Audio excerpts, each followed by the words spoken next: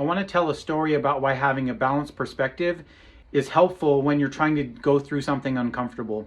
When I was in college, I was part of a fraternity and we would have meetups with the sororities sometimes.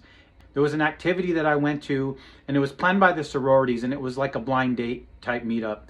My date showed up to pick me up and take me on this activity with the sororities and fraternities. And it was just a fun time. Well, we got to this facility where we were kind of supposed to finish everything up. And I was talking to one of the brothers in the fraternity that I was friends with, and we were laughing, and my date had gone to the bathroom or something. And so I was like, cool. And I'm just sitting there waiting, talking with my friends. Well, 20 to 30 minutes passed by and my date never came back. And so finally I'm kind of like, what's going on? I go to start to look for her and I go through the building. I don't see anything. I ask one of the other sorority sisters to go look in the bathroom and see if she's in there. She wasn't there. I walk out to the parking lot and her car is gone. And I was like, what happened? And all of a sudden, my mind is racing back through all of the conversations we'd had the entire night. Had I said something rude? Did I do something wrong?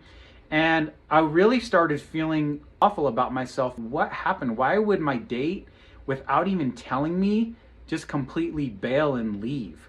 And then a few days later, I saw one of the other sorority sisters there and I was kind of talking to her and I was like, hey, did she say anything to you about what happened? And she's like, actually, she was having some female problems now and she was embarrassed and so she went home. And in that moment, I felt so much relief, but I had been tearing myself up for 2 or 3 days over something that literally had nothing to do with me.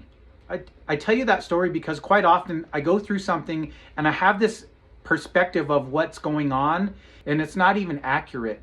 And so every time something happens, stepping back and looking at all the possibilities are going to help you have a more balanced approach and a balanced idea of what's going on. You just don't beat yourself up.